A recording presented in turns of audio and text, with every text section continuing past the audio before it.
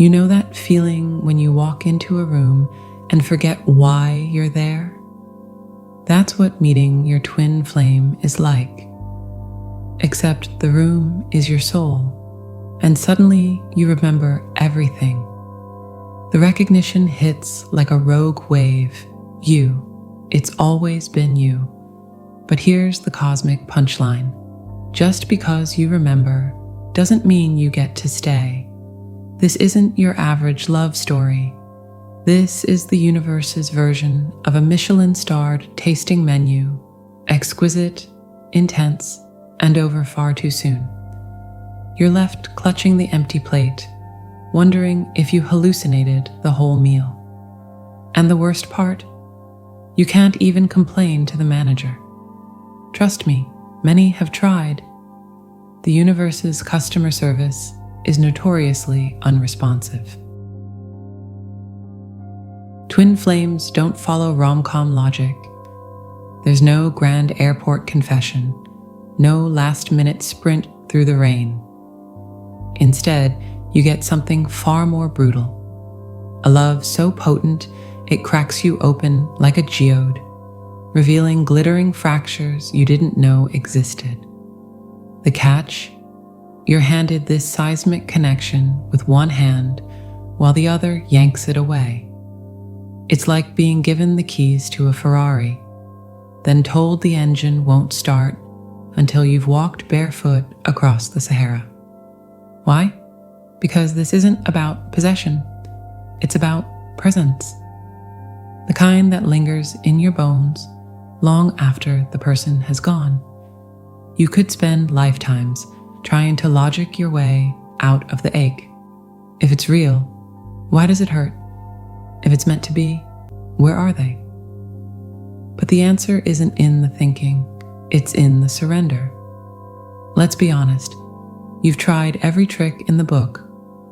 Manifestation journals, cord-cutting meditations, stalking their Spotify playlists for hidden messages.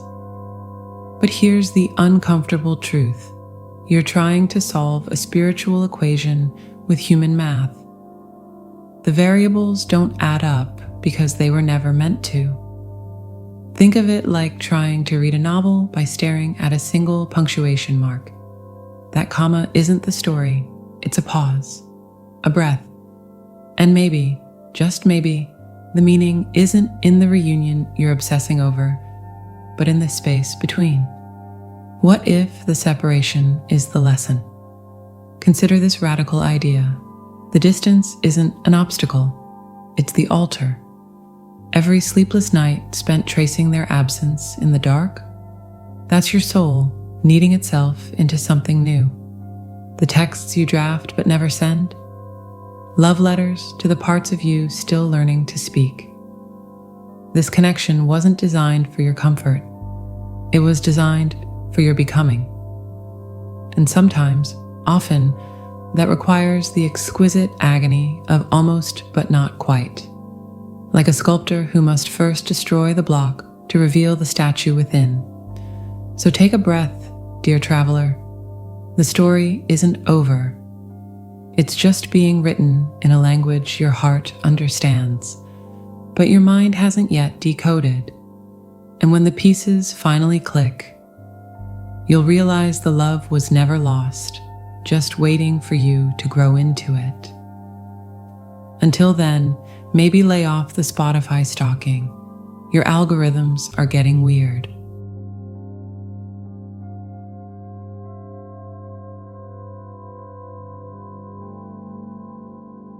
You ever look into a mirror first thing in the morning?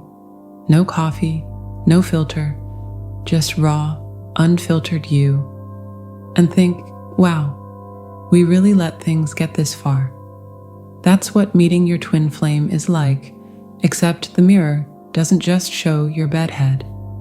It reflects every insecurity, every unhealed wound, every half-baked excuse you've ever told yourself about love. And the worst part, you can't look away. Twin flames don't just see you, they know you. Not in that cute, oh, you remember my coffee order way. But in that terrifying, you recognize the exact moment I'm about to self-sabotage before I do kind of way. It's like having a mental X-ray machine wrapped in human skin, and honestly, most of us aren't ready for that level of exposure. We'd rather keep our emotional skeletons safely locked in the closet. Thank you very much. Why do we run from the mirror? Because truth burns. Not like a gentle candle, but like staring straight into the sun. You ever try that? No? Good, because your retinas would fry. Same principle applies here.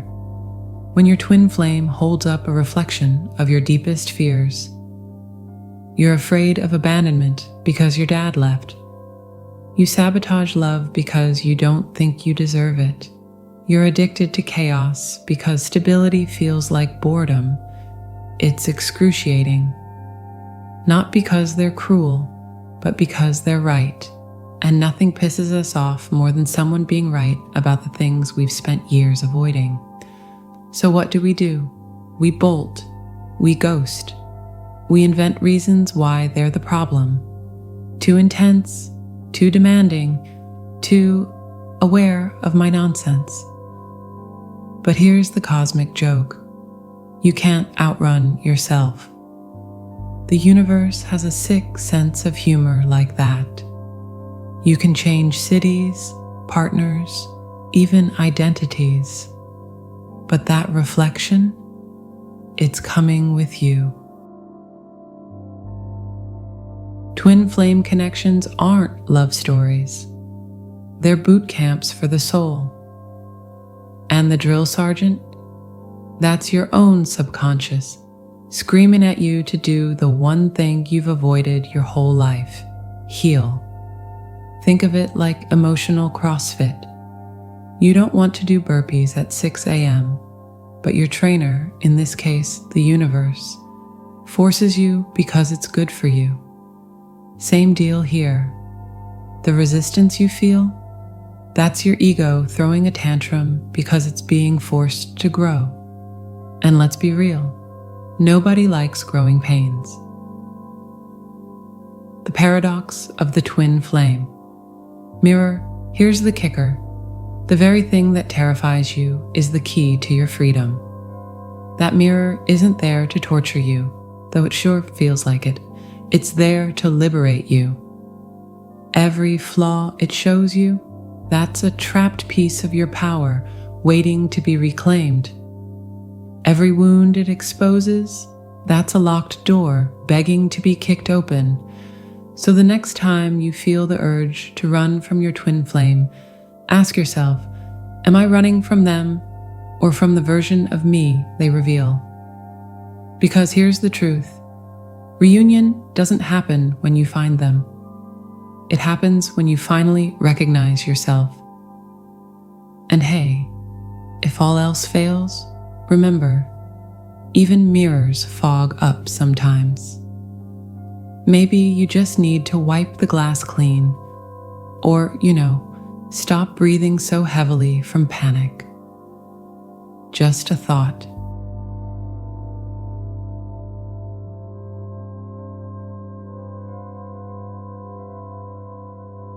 You ever try to microwave a frozen burrito and hit 30 seconds instead of 3 minutes? Then stand there tapping your foot, willing it to cook faster. That's you trying to force twin flame reunion on your schedule. And the universe, it's the unshakable microwave that refuses to be rushed, silently laughing at your impatience, while your burrito remains stubbornly frosty in the middle. Here's the thing about divine timing. It doesn't care about your 5-year plan, not one bit. You could have vision boards, astrological alignments, and a Pinterest-worthy reunion playlist ready to go, and still crickets. Why? Because the twin flames aren't just about love, they're about evolution. And evolution moves at the pace of a stubborn sloth who's also a Zen master. Think of your journey like a slow cooker. You can't yank the lid off every 5 minutes to check if the soup's done. You'll just let the heat out and delay dinner. The universe works the same way. That separation you're agonizing over, it's not punishment, it's marination. You're both simmering in your own juices, tenderizing your egos, softening your defenses, until finally you're ready to be served. Let's be real, if you reunited today, you'd probably screw it up spectacularly. Not because you're flawed, but because you're human. Maybe you'd cling too hard, or bolt at the first sign of depth, or try to mold them into some soulmate-shaped fantasy that ignores their actual, personhood. Divine timing isn't just about your readiness, it's about synchronicity. It's the difference between two half-baked muffins collapsing into a mess and two fully risen ones actually holding their shape.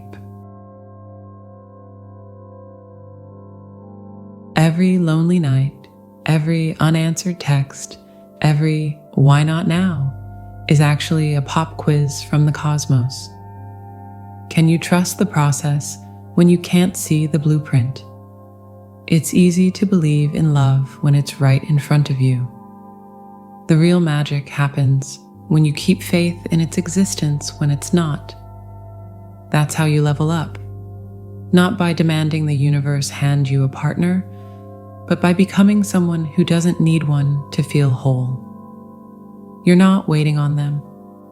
You're waiting through yourself. Every unresolved fear, every unclaimed dream, every "I'll be happy when" is a roadblock you're meant to dismantle alone. And when you finally stop obsessing over the when and start showing up for the now, that's usually when the universe winks and says, "Oh good, you passed. Here's that reunion you've been yelling about."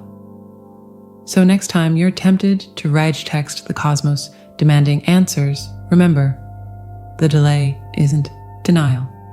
It's the universe holding space for you to grow into the kind of love you're begging for. And hey, if all else fails, at least you're not that burrito. Half-baked, but still full of potential.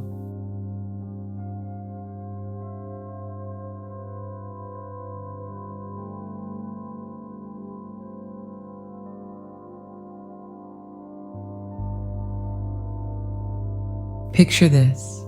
You're in one of those ridiculous cartoon chase scenes where the roadrunner zips past the coyote, who promptly runs off a cliff, but doesn't fall until he looks down.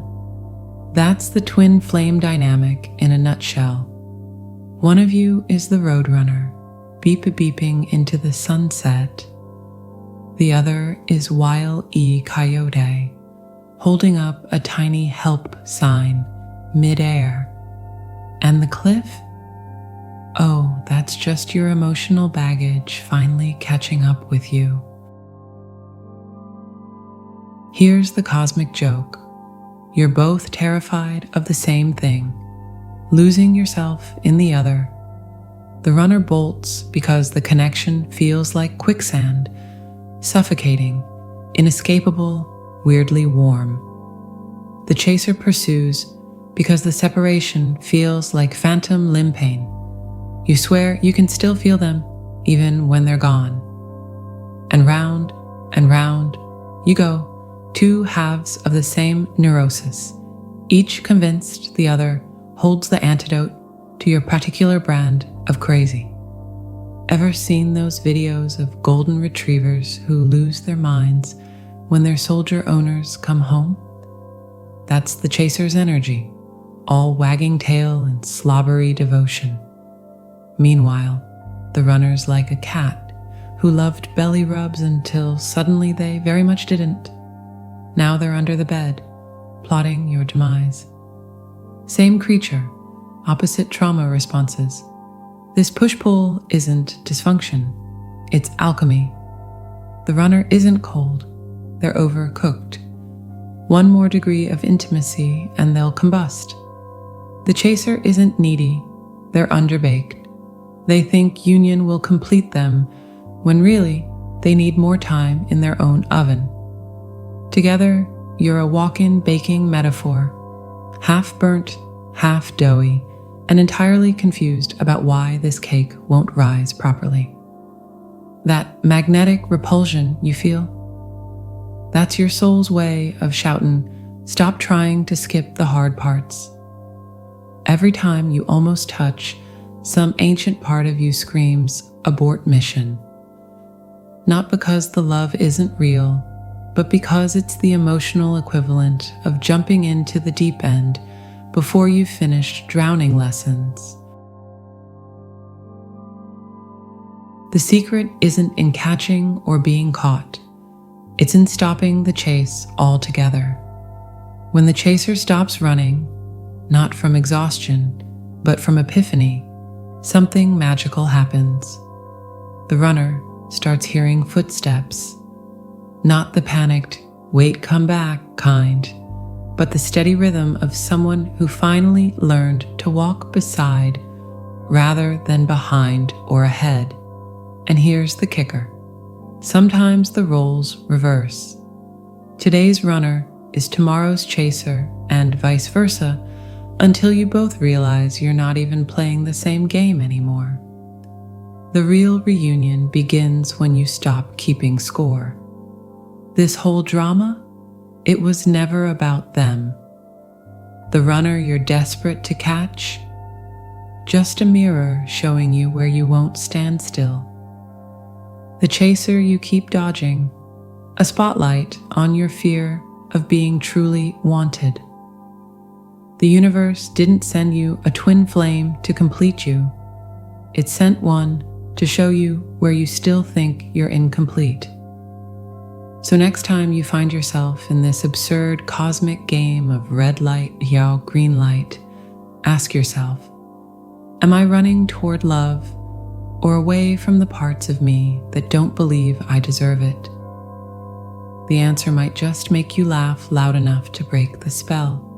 And if all else fails, remember, even roadrunners need pit stops.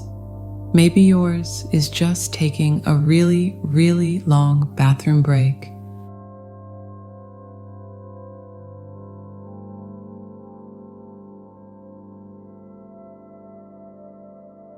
You know that moment when you click, I agree, on a 50-page terms and conditions document without reading it.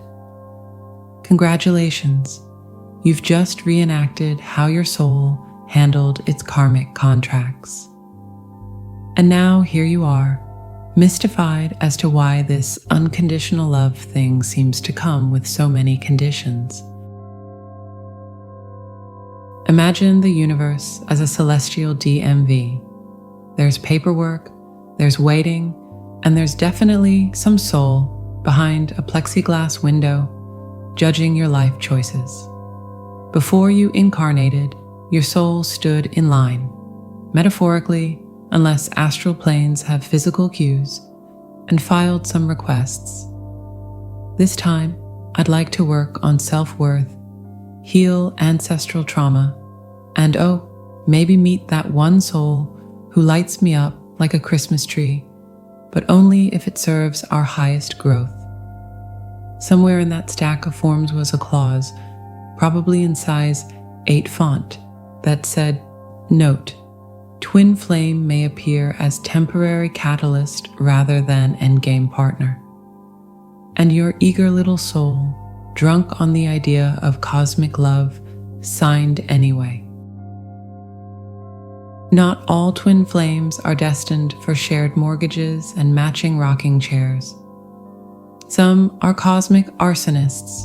They come to set your life on fire so something new can grow from the ashes. It's brutal, it's beautiful, and it's absolutely not what you wanted to hear. Think of them like human fireworks, dazzling, heart-stopping, and fundamentally temporary. You don't get mad at a firework for not sticking around.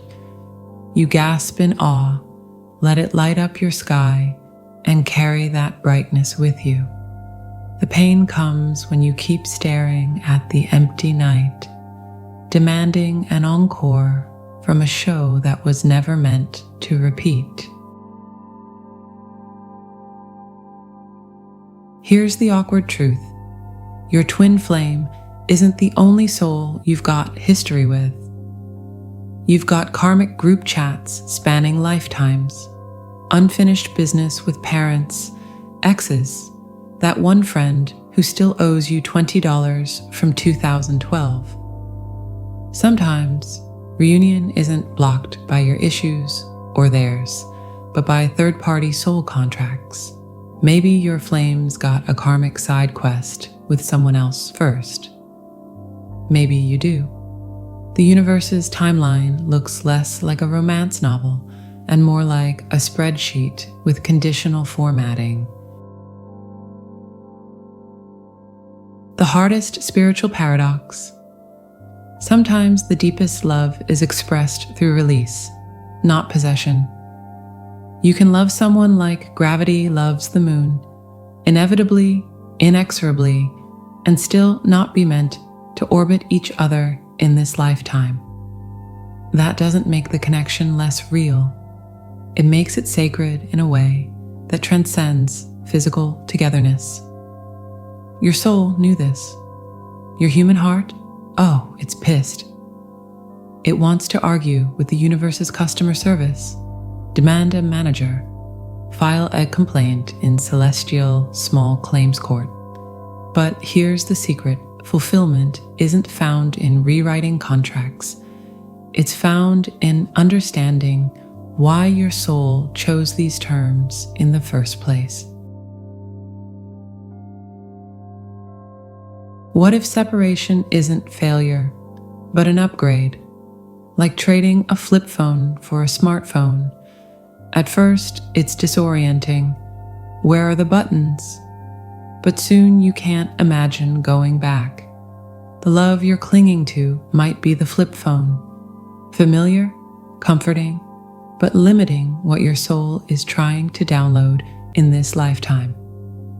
So tonight, when the missing them feels like a phantom limb, ask, am I grieving the person or the future I projected onto them? The answer might taste like freedom, even if it goes down bitter at first. And if all else fails, remember, even the universe offers early termination fees.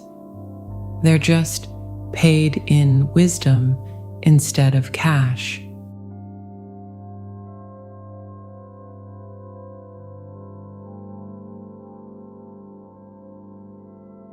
So here you stand, at the edge of understanding, toes curled over the cliff of what-ifs, heart full of a love that exists more in the ether than in your arms. And the great cosmic joke? This is exactly where you're meant to be, not in spite of the longing, but because of it. That ache you carry isn't evidence of failure. It's the fingerprint of transformation.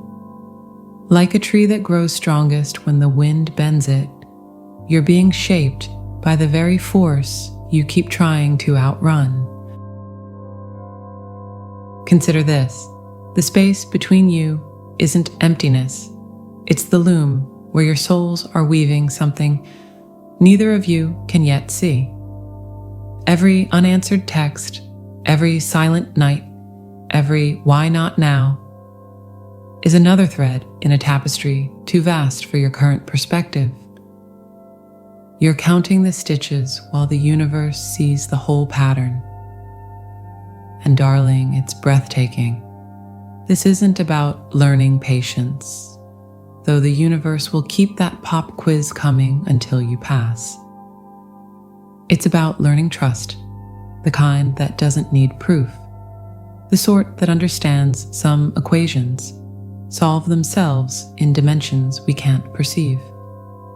Like how caterpillars must believe in their very cells that wings await even as the chrysalis feels like a coffin.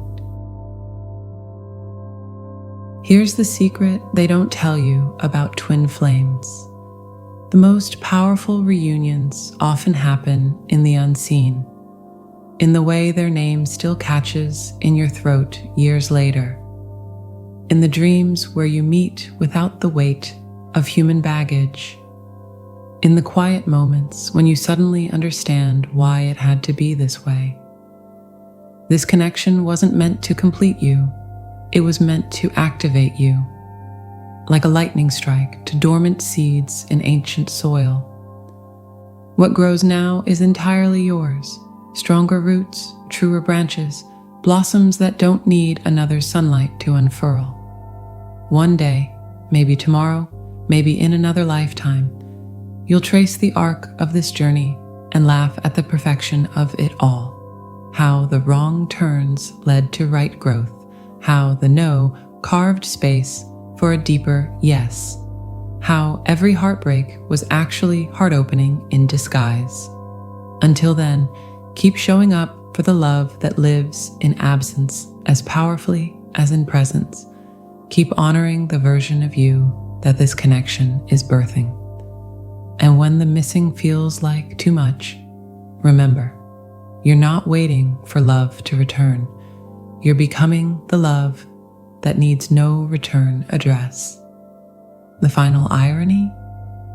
The reunion you've been chasing was never about them coming back. It was about you coming home to yourself. And look, sweet traveler, you're already here,